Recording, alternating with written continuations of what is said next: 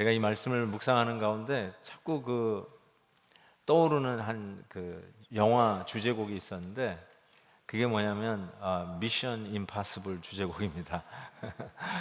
제가 이게 조깅을 이렇게 하다가 이렇게 한 10분, 15분 뛰면 그때 제일 힘들어요. 와, 그냥 다 손 놓고 집으로 들어가고 싶은데 그때 제가 이 음악을 듣는데 이게 미션 임파서블 주제곡을 들어요. 그러면 어디서 솟는 힘인지 막 힘이 나요. 빰빰빰빰빰빰빰빰. 이 미션 임파서블 주제곡이 왜 이렇게 신나는지 몰라요. 아마도 제가 어렸을 때 한국에 있었을 때 그 흑백 TV에 바로 이 미션 임파서블 이게 있었어요, 드라마가. 그러면서 이렇게 한쪽에 성냥으로 탁 도화점에 불을 딱 거대면 이게 탁 틀어가면서 빰빰빰빰 하면서 그 에이전트들이 거의 미션 불가능한 일들을 해내는 그 드라마를 참 재밌게 보았던 기억이 있습니다. 왜 이 본문을 묵상하는데 자꾸 그때 그 생각이 났을까? 한번 잘 들어보시기 바랍니다. 사도 바울이 아테네에서 소위 지식층들과 변론을 하지 않습니까? 그들과 이 복음을 전하기 위해서 얼마나 애를 쓰는지 모르겠어요. 그래서 그 아레오바고에서의 그 명연설도 우리가 지난주에 들었는데요. 반응은 이 엘리트들이 아주 반감을 가지고 어떻게든지 간에 이 바울을 쫓아내려고 하는 그 느낌 속에 바울은 실라와 디모데를 기다리다가 오지 않아서 어쩌면 좀 지쳤을 것 같아요. 그래서 고린도를 향해서 가게 됩니다. 이 고린도는요, 실은 아가야 지방의 수도입니다. 데살로니가가 마게도냐의 수도라면 아가야 지방의 수도예요. 그래서 로마 다음으로 큰 도시를 형성하고 있었어요. 그때 자그마치 인구가 70만을 헤아린다고 학자들이 주장을 합니다. 그 중에 자유인이 2, 30만이고 노예들이 3, 40만 있었다라고 추정을 합니다. 지금 이 시대에 메트로폴리탄이라고 할 수 있어요. 진짜 메가 도시가 바로 이 고린도 도시였습니다. 바울은 아마 아테네에서 기다리던 실라와 디모데가 오지 않고 지쳐 있었을 것입니다.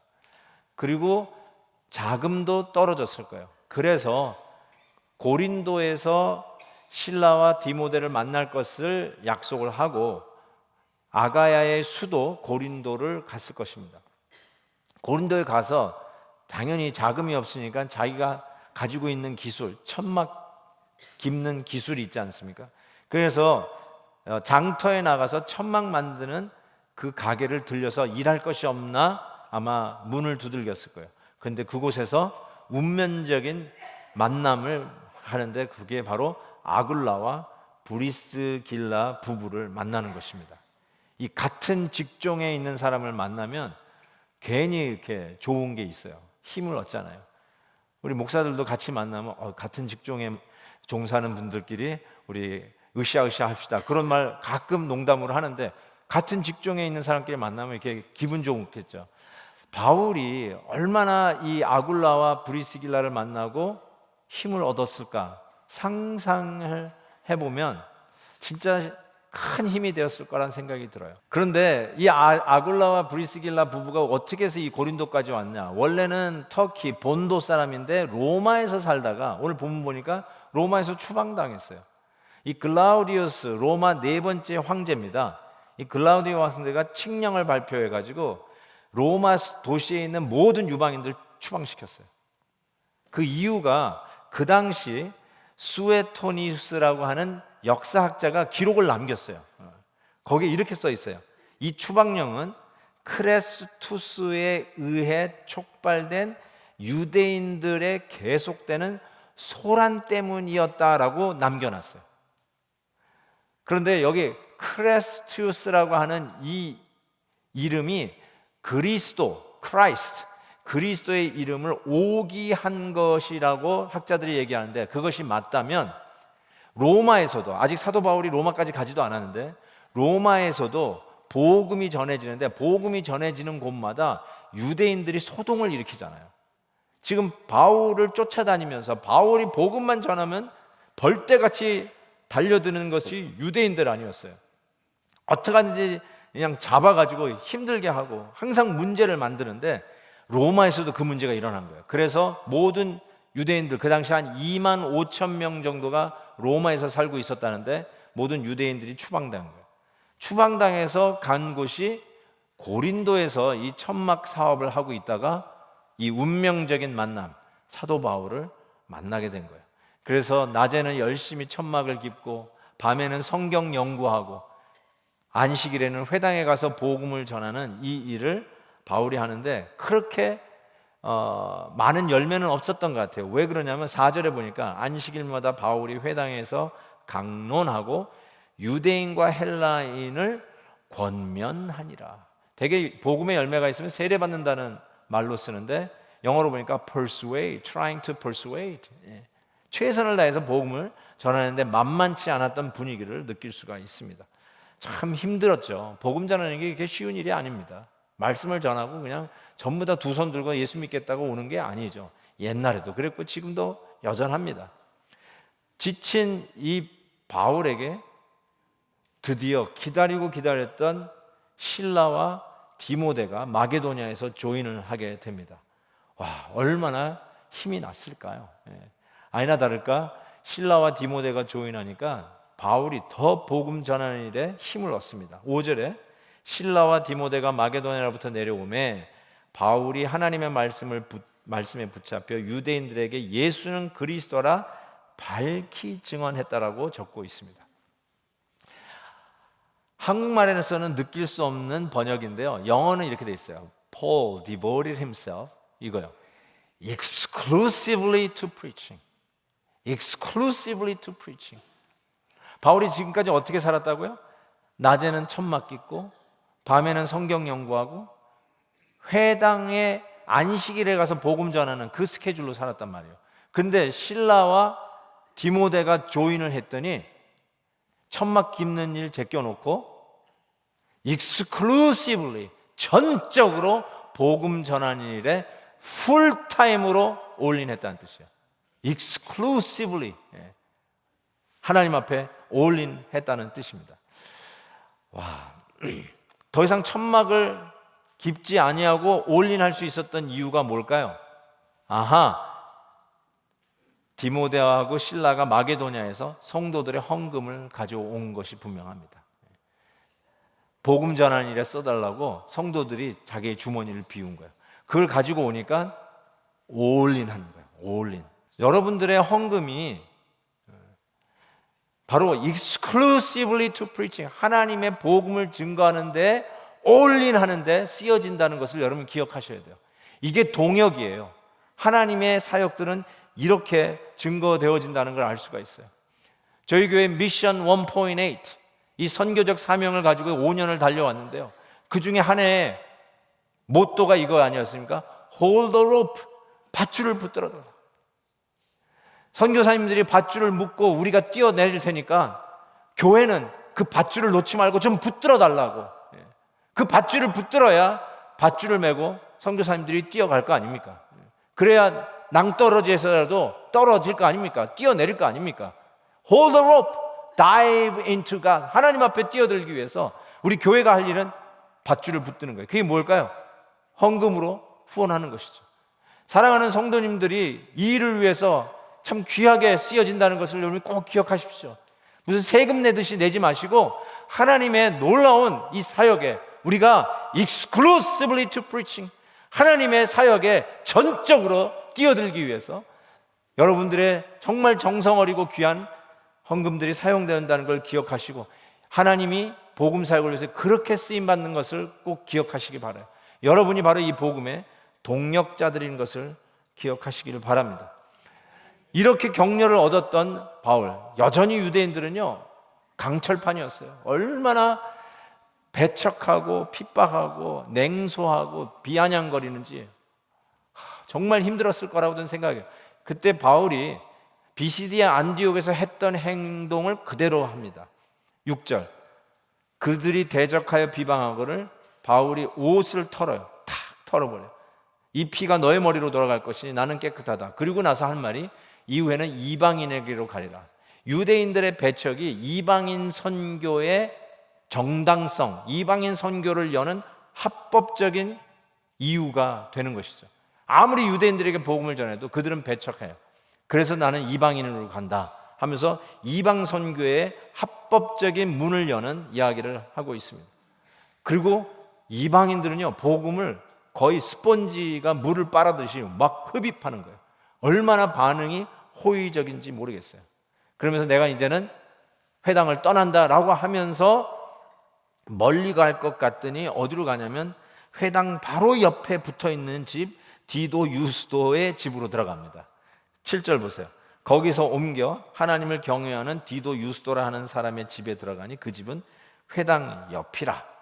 이거 굉장히 유머러스해요. 제가 이거 읽으면서 굉장히 웃었어요. 탁 털고 멀리 갈 것 같더니 바로 회당 옆집으로 들어가 버린 거예요. 예? 그리고 나서 보는데 여기요, 이게 또 하나의 반전이에요. 회당장 그리스보가 온 지방과 더불어 주를 믿으며 수많은 고린도 사람들도 믿어 세례를 받더라. 야, 이게 하나님의 반전의 연출 솜씨 아니겠어요? 회당에서 배척을 받아가지고 이 디도 유스도 집으로 들어갔는데 회당장 온 집안이 예수를 믿게 된 거예요. 이게 하나님의 하시는 일이에요. 바울은 이런 패턴에 익숙했던 것 같아요. 늘 그랬듯이 이방인들의 반응이 아주 호의적일 때 항상 유태인들이 벌떼같이 달라붙어가지고 이 일을 방해하고 바울의 정통성에 자꾸 의문을 던지고 그를 부인하고 바울을 비판하고 반대하고 때로는 채찍으로 때리고 감옥에 집어넣고, 빌립보 감옥이 그런 거 아니에요? 빌립보에서 감옥에다 쳐놓고 말이죠.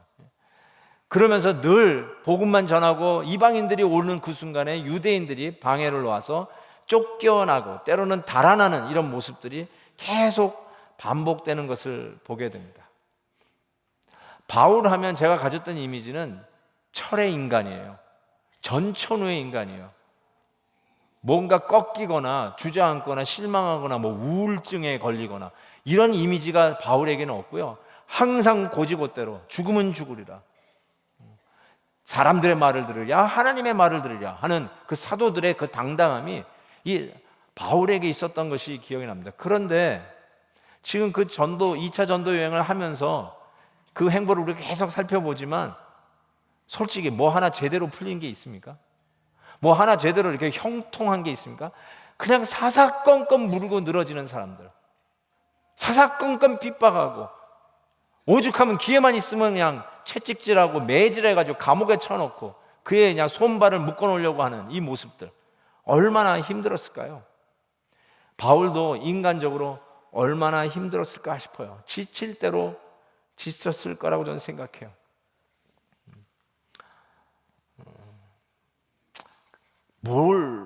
저 같으면 그래요. 하나님, 내가 뭘 잘못했습니까?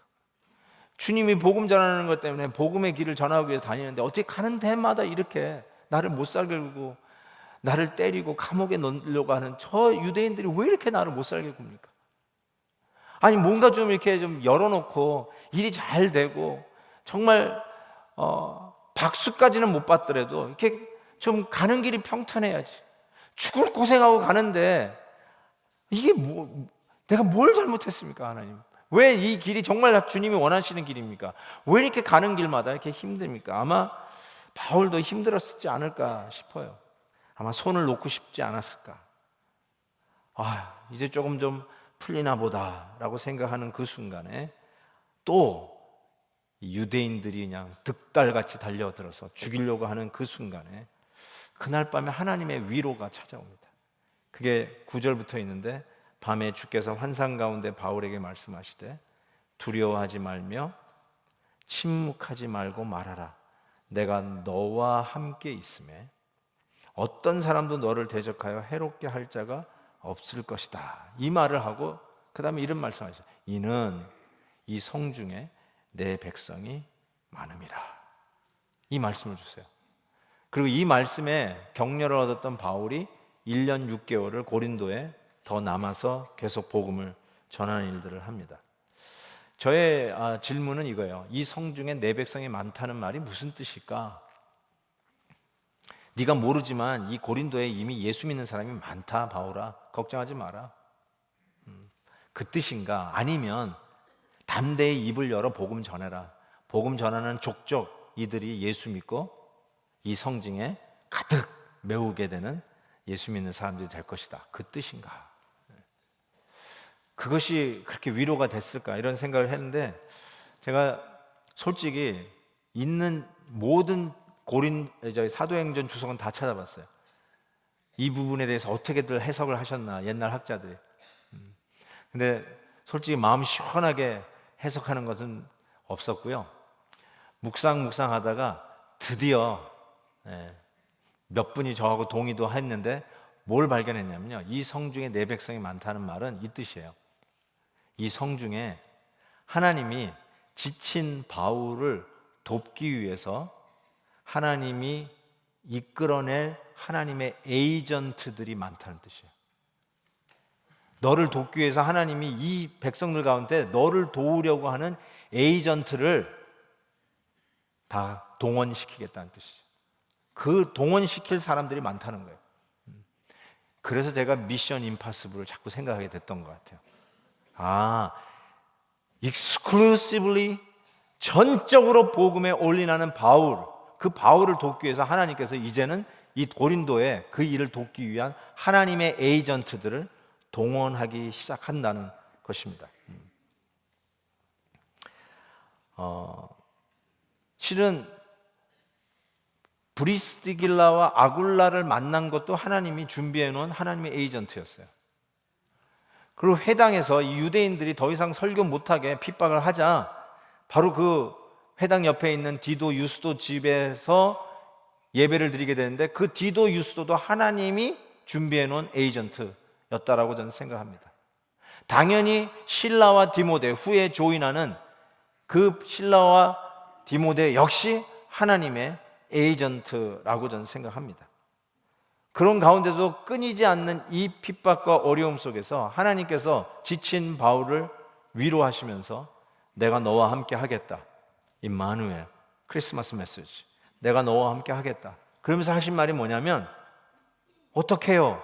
라고 하는 질문을 우리가 만약에 던진다면, 이 성중에, 이 도시에 너를 돕기 위해서 내가 가동할 에이전트가 많다. 기다려라. 이거죠. 담대하라는 거죠. 그리고 나서 1년 6개월을 고린도에서 사역을 하는데 의사 누가는 딱 한 사건을 이후에 기록해 놨습니다. 어떤 사건을 기록해 놨냐면요, 12절부터 그 사건이 나오는데, 갈리오가 아가야 총독되었을 때, 고린도가 있는 주가 아가야라고 하는 주인데, 그 아가야의 총독이 되었을 때 유대인이 일제히 일어나 바울을 대적하여 법정으로 데리고 갔다는 거예요. 바울을 고소한 거예요. 그래가지고 어디에요? 감옥에 다시 쳐넣으려고. 근데 고소 내용이 이거예요. 이 사람은 율법을 어기면서 하나님을 경외하라고 사람들을 권했다는 거예요. 새빨간 거짓말이죠. 항상 거짓말이죠. 바울은 이렇게 전한 적이 없어요. 그래서 당연히 바울도 변명이 있죠. 로마 시민자인데 변명이 있죠. 그래서 변명하려고 했는데 변명하기도 전에 총독 갈리오가 이렇게 얘기하는 거예요. 너희 유대인들아, 만일 이것이 무슨 부정한 일이나 불량한 행동이었으면 내가 너희들의 말을 듣고 이 소송권을 다루는 것이 옳다. 만일 문제가 언어와 명칭과 너희 법, 로마의 법은 각 소수민족의 종교를 인정했잖아요. 너희 종교에 관한 법이라면 너희 스스로 처리하라. 나는 이러한 일에 재판장 되기를 원치 않으라 하고 손을 털었어요. 그러면서 이 법정에서 소동을 일으키면서 사도 바울을 소송하면서 감옥에 쳐넣으려고 했던 유대인들을 법정에서 쫓아낸 거예요. 나가! You're out! 지금 뭐 한 거죠? 하나님이 당신의 에이전트를 동원한 거죠. 누구요? 이 시간에는 아가의 총독을 동원하는 거예요. 예수 믿는 사람도 동원하지만 예수 안 믿는 사람도 동원해요. 왜요? 이 백정이 전부 다 하나님 거예요. 하나님의 에이전트들이야. 하나님이 원하시면 다 끄집어 쓰시는 거예요. 이 시간에는 아가야의 대빵 총독 갈리오를 동원해가지고 바울이 자기 스스로를 변호하기 전에 갈리오가 변호하는데, 이 갈리오는 당시 로마 철학자 세네가의 동생이에요. 그래서 그 철학자에 의해서 기록이 남아있는데 He's a very nice man 이렇게 자기 동생을 평가했어요. 착한 사람이에요. 착한 사람이라는 말은 무슨 말이냐면 돈에 매수되지 아니하고 원칙대로 판단하는 사람이에요. 참 원칙대로 제대로 된 정치인이 쓴다는 게 나라에 얼마나 큰 복이고 백성들에게 얼마나 큰 복인지 이거 보면 알 수 있어요. 바로 판단하잖아요. 정확하잖아요. 우리도 다 이해가 되잖아요. 맞다. 이게 맞는 말이죠. 자기 그냥 이연령 비연령 자기의 입맛에 맞춰가지고 법을 갖다가 끼워 맞춰가지고 자기 멋대로 해석하는 게 아니라 정확하게 해석해내잖아요. 그러면서 바울을 돕고 있어요. 자기도 모를 거예요. 그렇지만 하나님이 이 성중에 내 백성이 많도다. 이 성중에 내 에이전트가 많도다. Don't worry about it. 아가의 총독 갈리오까지 등장시키면서 바울을 변호하고 있는 이 하나님의 모습을 보십시오. 많은 사람들이 얘기하기를 1년 반 동안 어떻게 복음을 전할 수 있었을까? 바로 갈레오 같은 총독이 법적으로 바울을 보호한 거예요. 그 이후에 다른 총독이 왔어도 판례가 있잖아요. 로마 법이 참 희한하죠. 로마 법이 사도 바울을 보호했어요. 그러면서 1년 반 체류하면서까지도 계속 복음을 전할 수 있도록 로마 총독이 그를 지켜줬어요. 이 성중에 내 백성이 많도다. 하나님이 하시는 방법이에요. 하나님의 절대 주권의 모습을 봅니다. 하나님의 방법은 무궁무진하십니다. 하나님이 당신의 에이전트를 동원해서 여러분을 돕는 방법은 무궁무진하십니다. 여러분의 생각을 초월합니다. 여러분이 생각하는 옵션하고는 비교도 안 되는 엄청난 옵션을 하나님이 갖고 계시다는 것을 믿으시기 바랍니다. 하나님이 원하신다면 이 얼바인의 시장, 이 주지사, 아니 미국 대통령까지라도 하나님께서 당신의 에이전트로 얼마든지 쓰실 수 있는 만유의 절대 주권의 하나님이신 것을 믿으시기 바랍니다. 아멘, 아멘. 그리고 오늘 본문이 17절에서 끝나는데 하나님의 에이전트 한 사람을 더 동원하세요. 17절에 보면 이렇게 되어 있어요. 모든 사람이, 즉 법정에서 쫓겨난 모든 유대인들이 회당장 소스데네를 잡아 법정 앞에서 때리되 갈리오가 이 일에 상관하지 아니하니라. 밑도 끝도 없이 이 말로 정리해서 이게 무슨 말인가 하는데, 이게 뭐냐면 종로에서 뺨 맞고 한강에서 눈 흘기는 모습이에요. 법정에서 쫓겨났어요. 그러더니 회당장 소스데네에게 화풀이 하는 거예요. 너 때문이야 임마 하고 때린 거예요. 왜냐면 이 회당장은 유대인 아니에요. 그래서 소스데네에다가 그냥 화풀이 막 하고 있는 모습을 보게 됩니다. 아까 그리스보라고 하는 회당장이 온 집안이 예수 믿었어요. 그래서 이미 보고가 들어갔을 거예요. 그래서 야, 회당장 바꿔. 예수 믿는 회당장이 있을 수 있냐. 그래가지고 소스데네가 왔다라고 저는 생각합니다. 소스데네가 왔는데 소스데네가 이 일로 인해서 유대인들에게 들이맞는 거예요. 그리고 본문이 끝났는데요, 소스데네가 어떻게 됐을 것 같습니까? 왜 소스데네가 여기서 등장할까요? 소스데네는 괜히 사도 바울 때문에 얻어맞았어요. 저는 소스데네가 예수를 믿었을까 궁금한데요, 여러분은 어떻게 생각하세요? 사도 바울 대신에 매맞은 소스데네, 이거 보통 일이 아닙니다. 대신 매맞는 거는요, 이거 보통 축복이 아니에요. 그래서 저는 소스데네 예수 믿었을 거라고 생각했는데 아니나 다를까 나중에 사도 바울이 고린도 교회에 편지 쓸 때 이 이름이 등장합니다. 고린도전서 1장 1절에 등장해요. 하나님의 뜻을 따라 그리스도 예수의 사도로 부르심을 받은 나 바울과 my brother, 형제 소스데네는 안보를 전하잖아요. 크리스천이 된 거예요. 예수 믿는 사람이 된 거예요. 그러니까 여러분 혹시 여러분을 돕다가 매맞은 안 믿는 사람 반드시 예수 믿을 걸 믿고 전도하시기를 바랍니다. 하나님은 정말로 이렇게 아름답게 모든 것을 하나의 조각품 같이 만드시는 것 같아요. In His time, 하나님의 때에 He makes all things beautiful. 모든 것을 아름답게 하시는 하나님의 놀라운 섭리들이 있는 것을 믿습니다. 이때쯤 되면 한 해를 뒤돌아보게 되잖아요. 하지 말라고 해도 뒤돌아보는 시간이 이때예요. 그리고 주님을 위해서 섬겨보겠다고 뛰어들었던 한 해였지 않습니까? 그러면서 이제 많은 분들이 얘기해요. 이제 거의 끝나간다. It's almost done. 그러면서 특별히 부엌에서 일하시는 우리 권사님들, 목사님 이제 몇 주 남았어요 뭐 이러면서 이제 아주 신이 났어. 주차 사역하는 우리 안수 집사님들, 와 이제 목사님 이제 떼학볕에서 이제 고생하는 거 이제 곧 끝납니다. 이제 내년에는 안식년 하고 뭐 이제 다시는 일 안 할 것 같이. 지쳤어. 주의 일 좀 하는데 왜 이렇게 반대가 많아? 아니 교회에서 일 좀 하는데도 왜 이렇게 반대가 많아? 내가 다시는 일 안 하나 봐라 하면서 마음을 단단히 먹고, 이제는 목사님이 아무리 졸라도 난 아무 일도 안 할 거야 하고 지금 마음을 단단히 먹고 있는 분들도 아마 계실 줄 알아요. 그런데요, 주의 일 하다가 지치셨나요?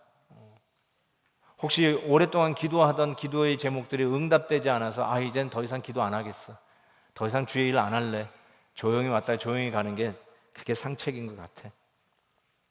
혹시 그렇게 이제 내려놓을 준비를 하고 계시는 분 계시나요? 하나님의 위로, 내가 너와 함께 하겠다 하는 그 위로가 어떻게 구체적으로 오냐면요, 하나님의 에이전트를 동원하세요. 이 성 중에, 이 성에 내 백성이 많다. 하나님이 동원할 에이전트가 맞는 거예요. 여러분, 주님의 사역을 위해서 하다가 지칠 때 하나님이 동원한 그 에이전트들이 있지 않았나요? 생각해 보세요. 그 힘들고 이제 손 놓고 싶고 그만하고 싶을 때 좀 왜 그 모양으로 하세요? 왜 꼭 그렇게 하셔야 돼요? 하고 하는 비판 때문에 지쳤을 때 그때 옆에서 하나님이 보내신 에이전트가 있지 않았나요? 집사님 힘내세요. thumbs up. 성도들이요, 목사님 너무너무 좋아요, 힘내세요 하면서 제스처만 해줘도요, 그걸로 저는 일주일을 넉넉히 이겨낼 수 있어요. 목사님 힘내세요. 여러분은 잘 얘기를 안 하지만 가끔 가문에 콩나듯이 오늘 목사님 메시지 좋았어요, 그 말 한마디에 내가 일주일을 산다니까요. 우리 교인들은 은혜 받았다는 얘기를 전혀 안 하셔가지고. 여러분, 지치지 마세요. 힘들어요? 놓고 싶으세요? 놓지 마세요.